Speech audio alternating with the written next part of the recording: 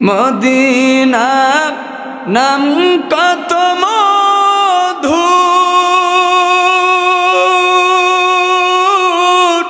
Medina আর যে কত দূর, সেই মদিনার পথের ধুলি আমি, সেই মদিনার পথের ধুলি আমি মাখতে পারলাম না, মদিনা যাইতে পারলাম না,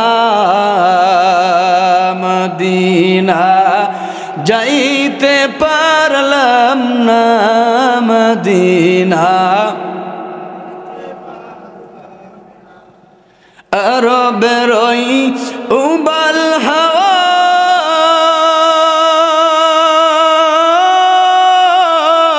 পশ্চিমে করেছ ধাওয়া,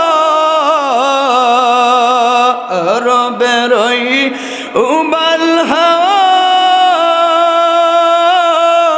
পশ্চিমে করেছ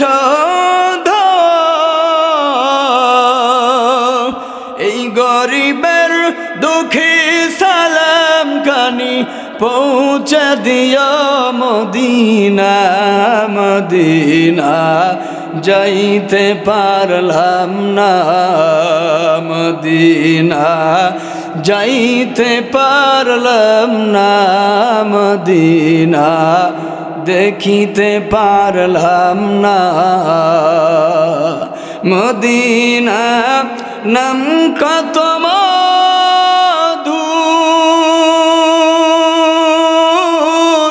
মদিনা আর যে কত দূর, পাখির নয় ডানা থাকলে আমি যেতাম মদিনা, মদিনা যাইতে পারলাম না।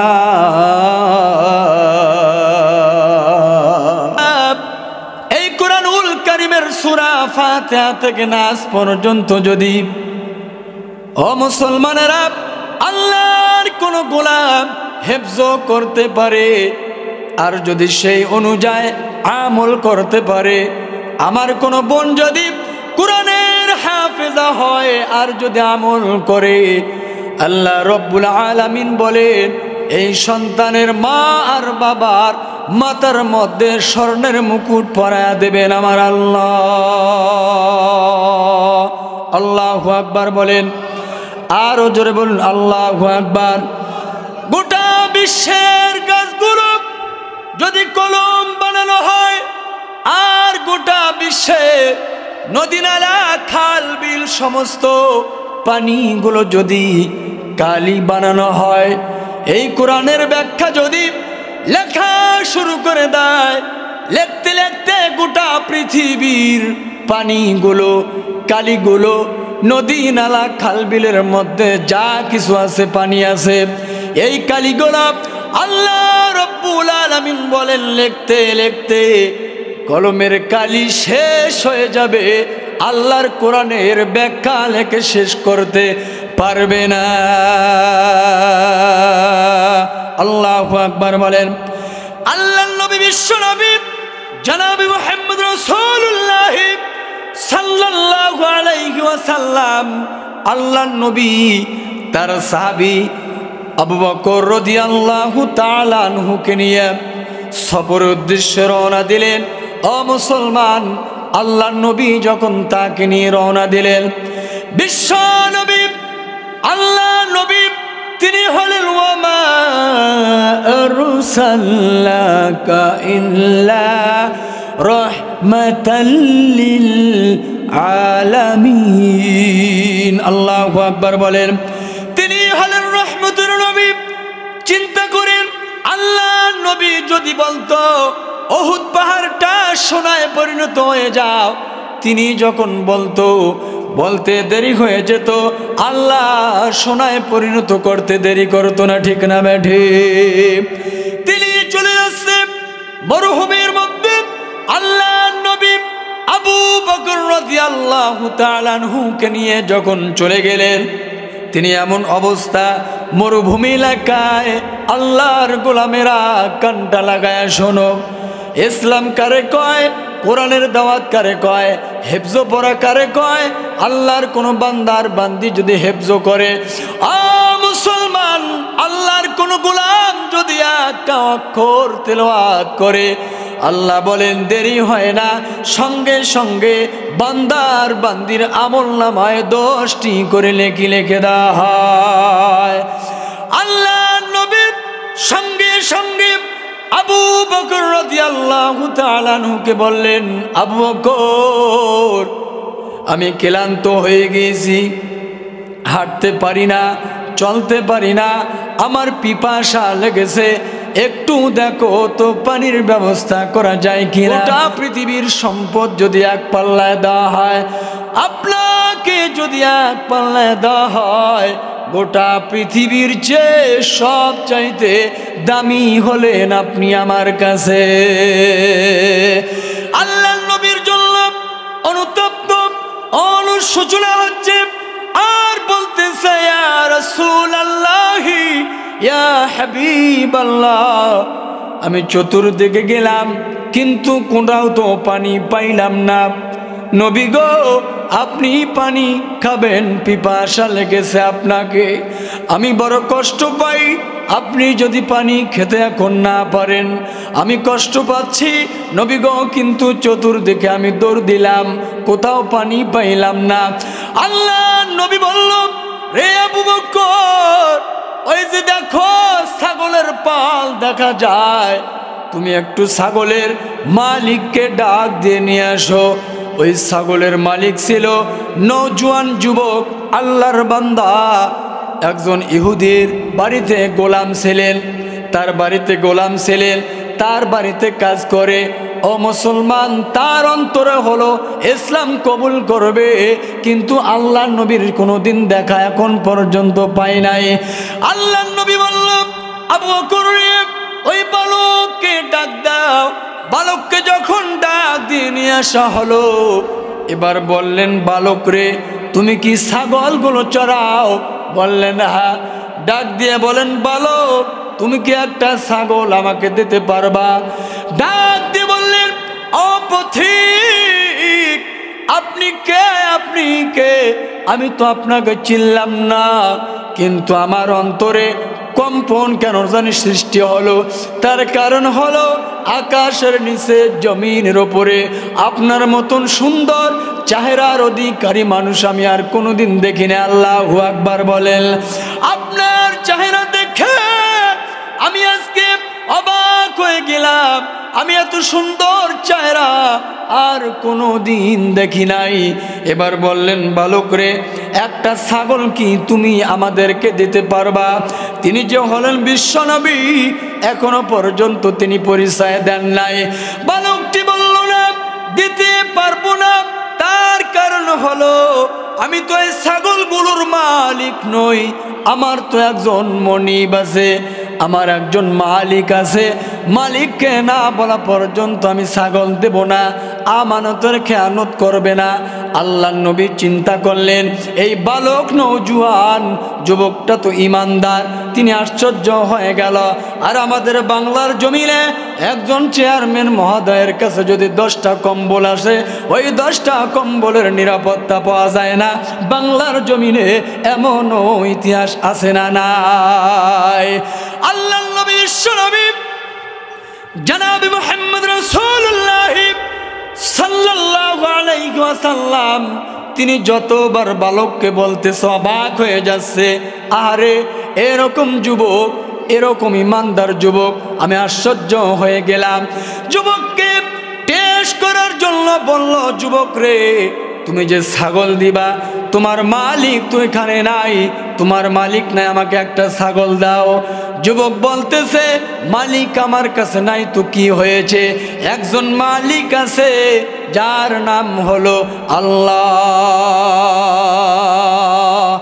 আল্লাহ আল্লাহ বল রে বান্দা, আল্লাহ আল্লাহ বল, আল্লাহ আল্লাহ বল বান্দে আল্লাহ আল্লাহ বল। আল্লাহ আল্লাহ বলতে বলতে জীবন চলে যায়, আল্লাহ বলতে বলতে বান্দার গুনাহ হবে মা রে বান্দা আল্লাহ বলে ডাক। আল্লাহ আল্লাহ আল্লাহু লা ইলাহা ইল্লাহু, জোরে লা ইলাহা, জোরে কলবটা একটু জিন্দা করেন, লা ইলাহা।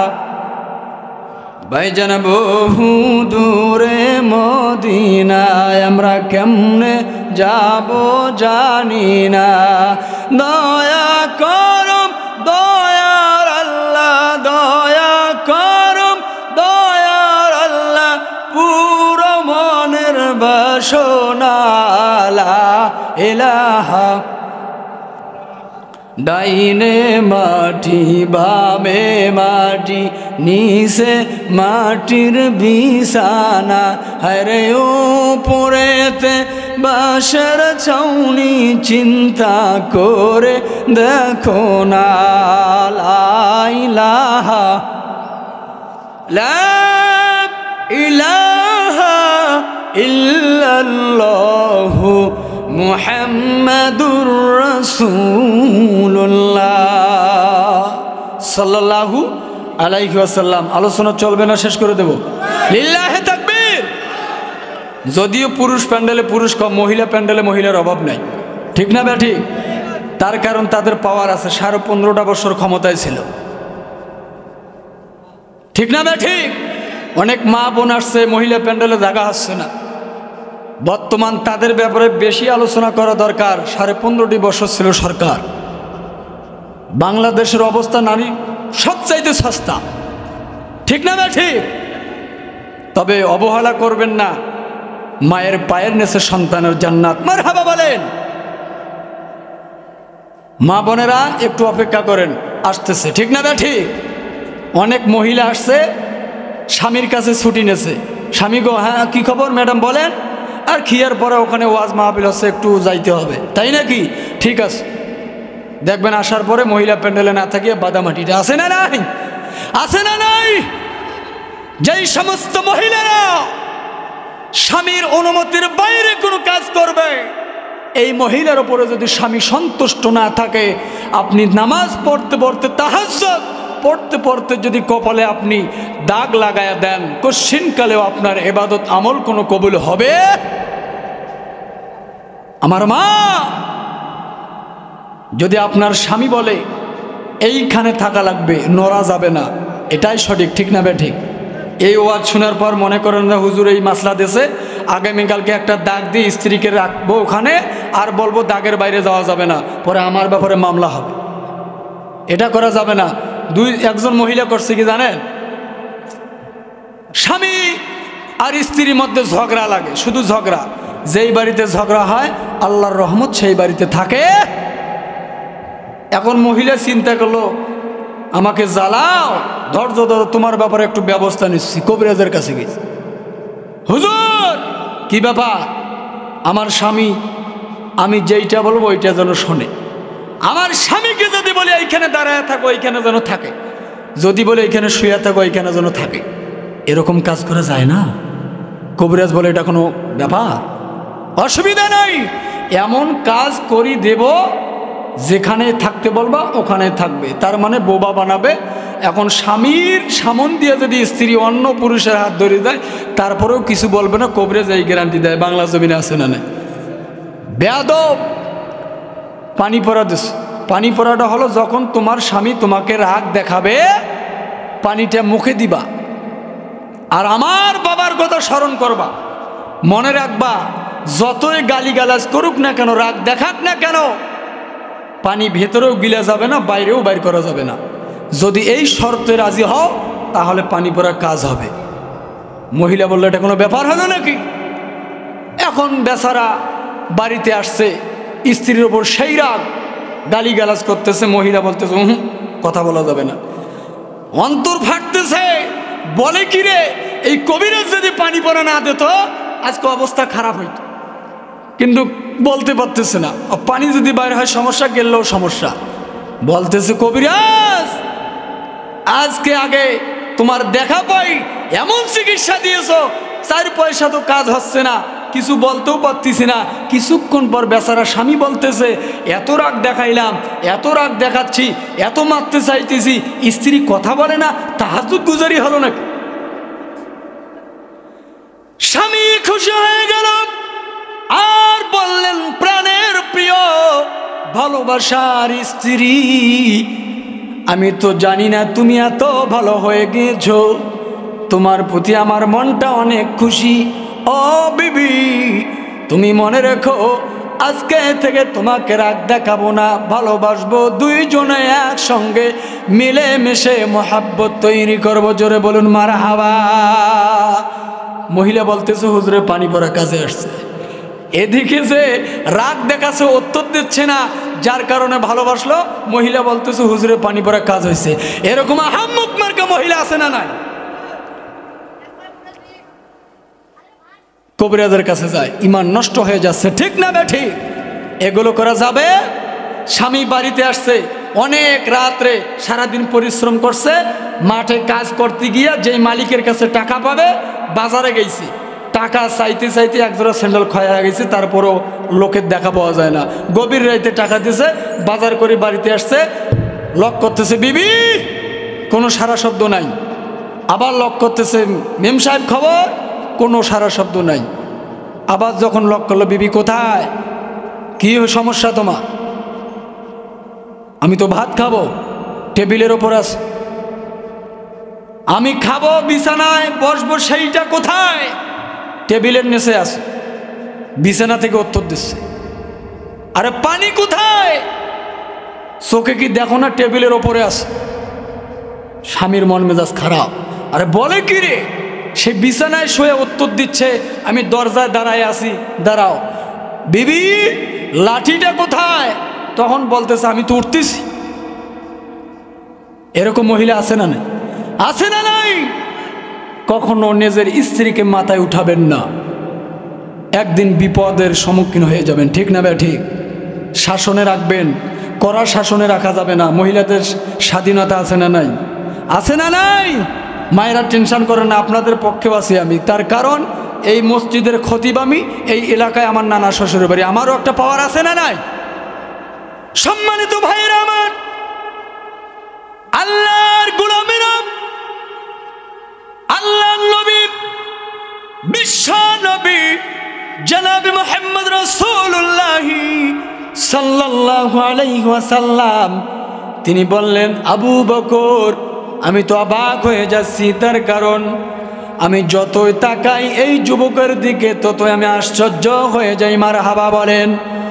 আল্লাহর বান্দা যুবক বলতেছে, ও মুসাফিররা তোমরা শুনে নাও, আমি তো ছাগল দিতে পারবো না, তার কারণ দুনিয়ার যদি কেউ না দেখে, আসমানের মালিক জমিনের মালিক একজন দেখবে, তার নাম আল্লাহ।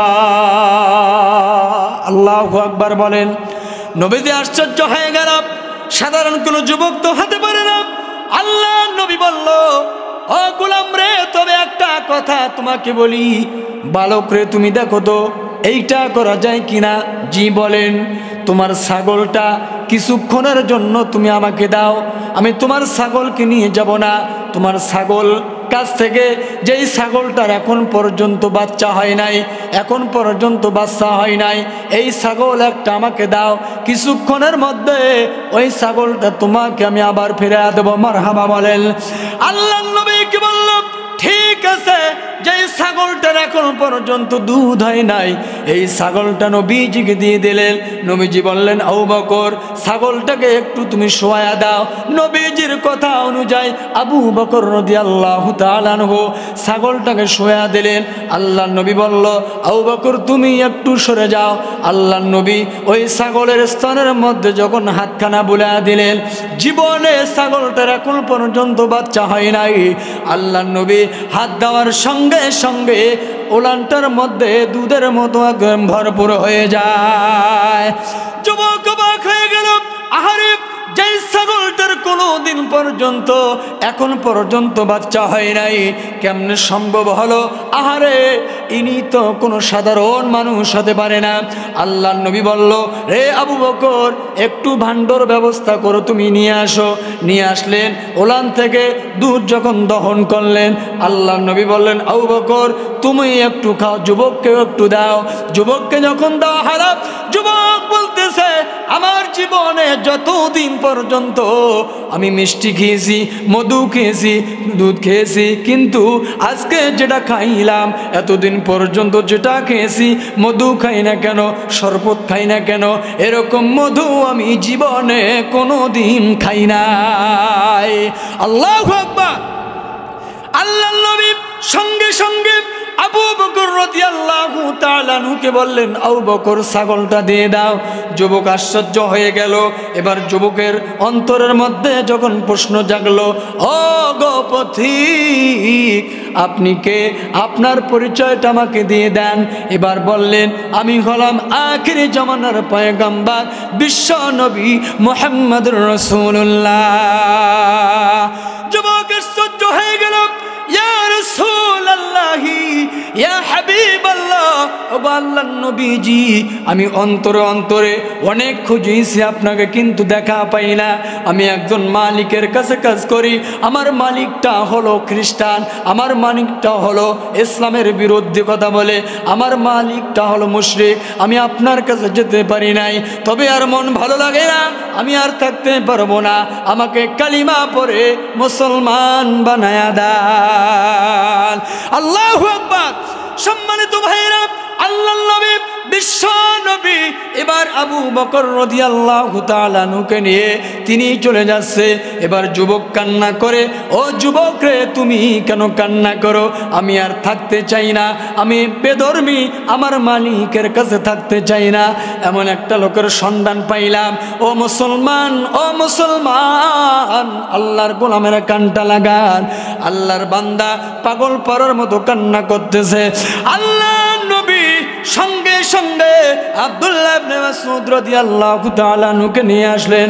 আব্দুল্লাহ রে সঙ্গে সঙ্গে বলেন, আব্দুল্লাহ রে, তুমি একটু কোরআন প্রিয়, ইসলাম প্রিয়, ও মুসলমান। সঙ্গে সঙ্গে তাকে নিয়ে যাওয়া হলো।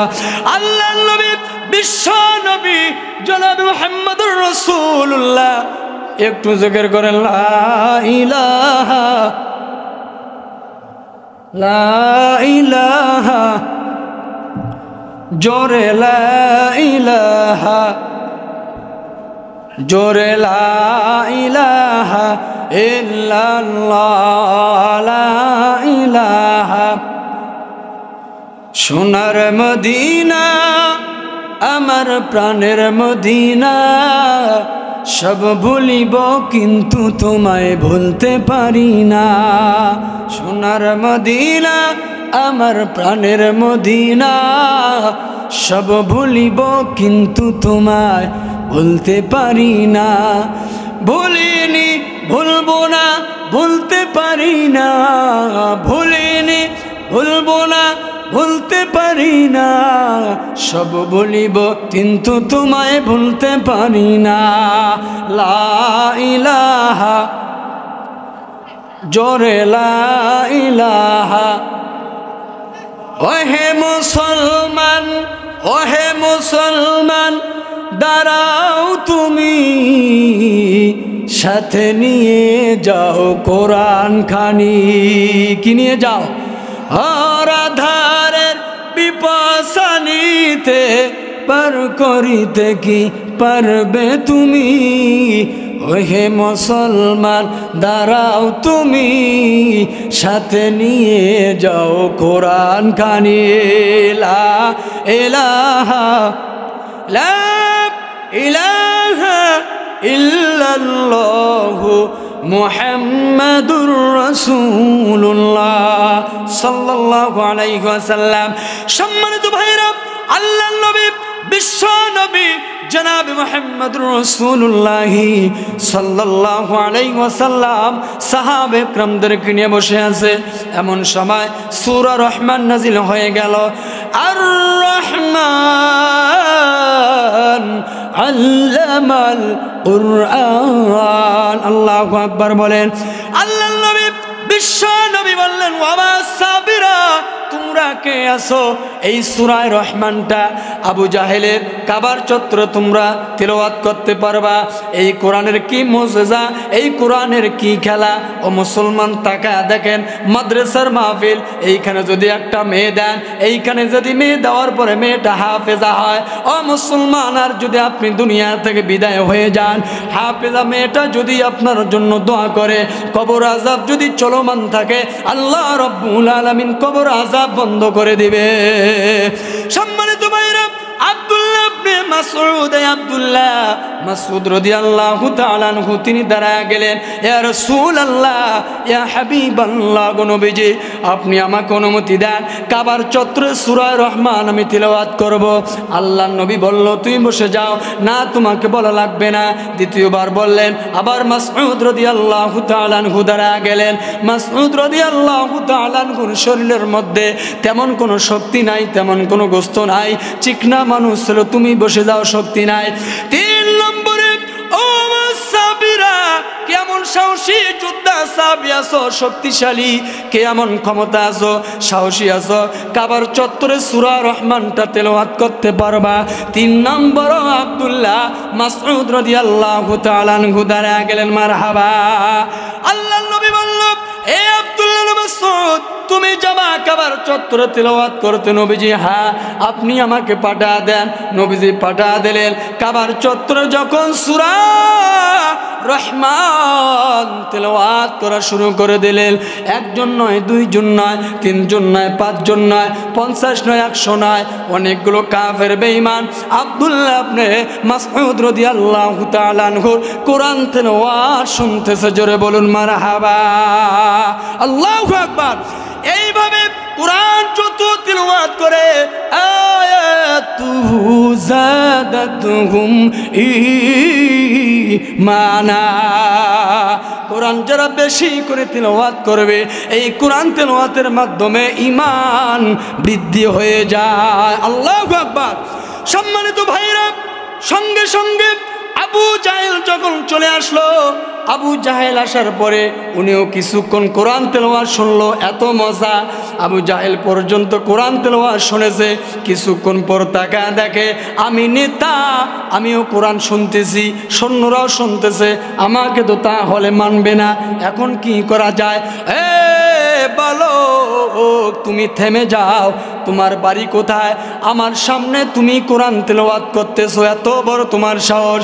যত বড়, যতগুলো বলে আরো বেশি করে মাসউদ কোরআন তেলাওয়াত করে। সঙ্গে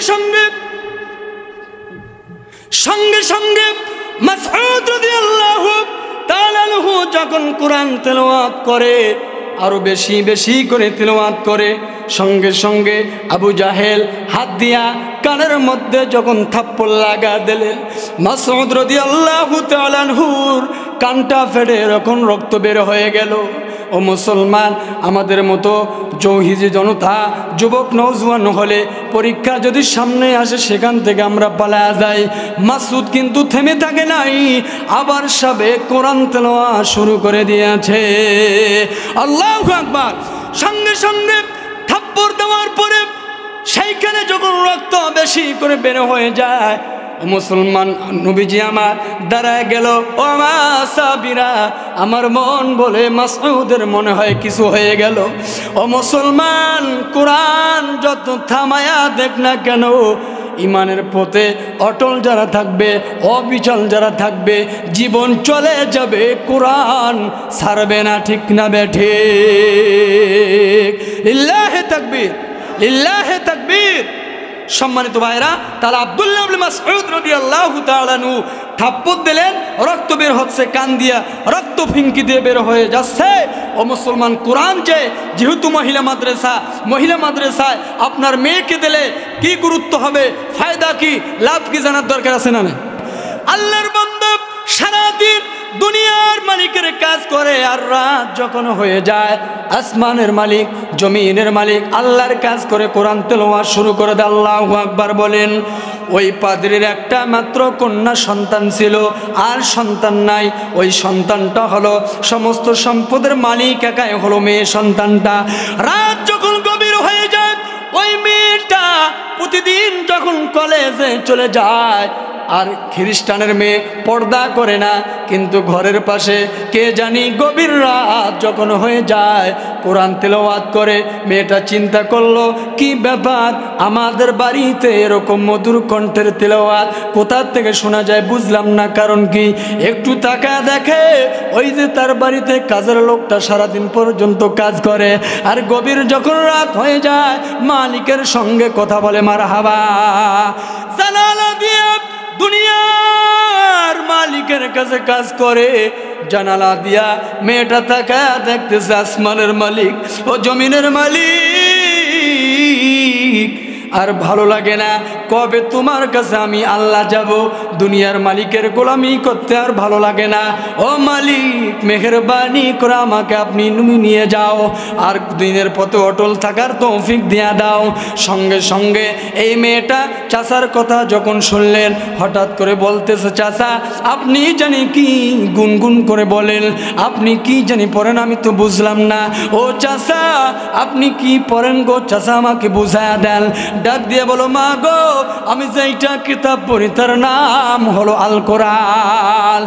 ও চাচা আপনি আমাকে শিক্ষা দেন গো চাচা, আমি এইটা শিক্ষা করব, আমি আর আমার ধর্মের মধ্যে থাকতে চাই না। ও মা তুমি যদি এইটা শিক্ষা করো মা, তোমার ওপর অনেক পরীক্ষা আসবে রে মা, না তুমি শিক্ষা নিও না রে মা। ডাক দিয়ে বলেন, চাচা আমার জীবন যদি চলে যায় তারপরেও কোরআন শিখবো, জীবন থাকতে ইমানের পথে অটল থাকবো। মারহাবা। ও আমার বোনেরা, কোরআন কেন তিলাওয়াত করবেন না? আমার বোন যারা আসছেন মহিলা প্যান্ডেলে, বোনেরা কান লাগান গো বোন, আপনি যখন কোরআন তিলাওয়াত করবেন, আপনি যখন পর্দা করবেন, সবেদাতুন্নেসা মহিলা মাদ্রাসায় যখন ভর্তি হবেন, আপনি যখন রাস্তা দিয়া হাতের মধ্যে মুজা যখন পরবেন, পায়ের মধ্যে মুজা, বোরকা পরে নেকাব পরে যখন রাস্তা দিয়ে চলে যাবেন, আপনাকে সম্মান করে মায়ের মতো বোনের মতো তাকাবে। কথা বলে ঠিক না বে ঠিক? ও মুসলমানেরা, আল্লাহর বান্দি হঠাৎ করে কেন জানি বোরকা পরতেছে আর পর্দা করে রাস্তা দিয়ে যায়। পাদ্রী চিন্তা করলো, কি ব্যাপার, আমার মেয়ে কেন পর্দা করে, এটা তো আমাদের মধ্যে নাই, এটা কোথায় পেয়েছে? মেয়েকে ধরলেন, এ মা তুমি কোথায় পেয়েছো মা, তুমি কেন বোরকা করো, তুমি কেন পর্দা পরো রে মা, আমি তো বুঝলাম না তোমার কারণটাকে। ডাক দিয়ে বলে, আব্বু আমাকে আর ভালো লাগে না আপনাদের ধর্মের মধ্যে বেদ, বাইবেল, রামায়ণ, গীতা। গত কিছুদিন আগে ওই সামনে একটা মাদ্রাসা আছে, রেলগেট পাড়া, একটা ঘটনা বলছিলাম, ওইটা হলো যে মেয়েটা আর একটা অকেয়া, এটা আর একটা অকেয়া। কানটা লাগান ভাই যান, একটু মনোযোগ দেন মা বোনেরা যারা আসছেন গো মা, মনোযোগ দেন গো মা, এদিক সেদিক কানটা লাগাবেন না গো মা। আল্লাহর বান্দা বলেন, আব্বু আপনি যত যা বলেন না কেন, ও আব্বু আমি যখন এই প্রেমে পড়েছি, এই কোরআনের পাগল হয়েছে আব্বু, ইসলামে এত মজা, পর্দা করলে এত মজা আমি আগে তো কোনোদিন জানি নাই, এই জন্য এখন থেকে কোরআন পড়বো, ইসলাম মানবো, পর্দা করবো। জোরে বলুন মারহাবা। আল্লাহর বান্দাকে সঙ্গে সঙ্গে ওই পাদ্রী নির্যাতন যখন শুরু করে দেয়, হাত থেকে আঙ্গুল গিলা প্লাস দিয়ে যখন টান দেওয়া শুরু করে দিলেন, দেওয়ার পরে এইবার যখন আঘাত শুরু করে দিলেন, এত পরিমাণ মারে। ডাক দিয়ে বলে, বাবা আপনি কেন মারেন গো বাবা, আমি তো বুঝলাম না, আমি একটা মেয়ে মানুষ সহ্য করতে পারি না গো বাবা, আপনি আমাকে ছেড়ে দেন। ও আব্বু গো আমাকে আপনি মায়েরেন না। মারতে মারতে যখন রক্তাক্ত করে ফেলে, গা থেকে চামড়া যখন উঠে গেল, গভীর রাত যখন হয়ে যায়, ওই মেয়েটা একটা ঘরে যখন কান্না করতেছে, রাত যখন গভীর হয়ে যায়, সঙ্গে সঙ্গে গুনগুন করে আওয়াজ দেখতেছে, ওই যে তার বাড়িতে ওই লোকটা কাজ করেছিল, এই লোকটা জানালার কাছে যখন গেল, ওই মেয়েটা ডাক দিয়ে বলে, কে যেন ডাক দেয়, ও আমার মা তুমি জান্নাতে আসো, ও আমার মা তুমি জান্নাতে আসো। আল্লাহু আকবার বলেন। মুরব্বি ডাক দিয়ে বলে, মা রে মা, তুমি কেন স্বপ্নের মধ্যে কথা বললা নাকি রে মা? আমি কেন কিছুই বুঝলাম না। জানালায় যখন দাঁড়ায় আছিলাম তুমি হাত বাড়ায়া কাকে যেন ডাকতেছো। ডাক দিয়ে বলে, চাচা আমাকে একবার এসে হযরতে ফাতেমা বলতেছে আমি আসছি জান্নাতের সরদারিনী ফাতেমা। ও মুসলমান, আর একবার আসতেছে খাদিজা জান্নাতের দিকে ডাক দিতেছে।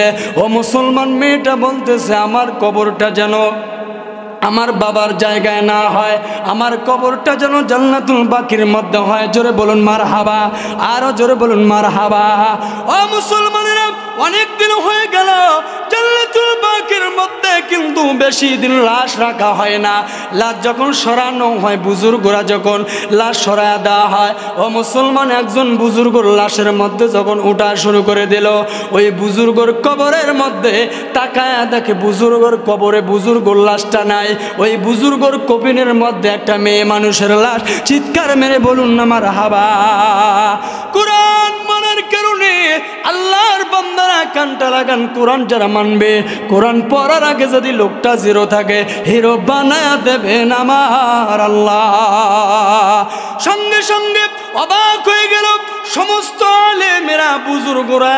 তারা চিন্তা করলো এইখানে জান্নাতুল বাকির মধ্যে মেয়ে মানুষের লাশ কোথা থেকে আসলো? আমাদের বুজুর্গর লাশটা কোথায় গেল? আমরা তো বুঝলাম না। ওই মজলিসের মধ্যে ওই যে পাদ্রীর বাড়িতে যে মুসলমানটা গোলাম ছিল, ওই লোকটা হজ করার জন্য যখন চলে আসলো, ডাক দিয়ে বলে, ও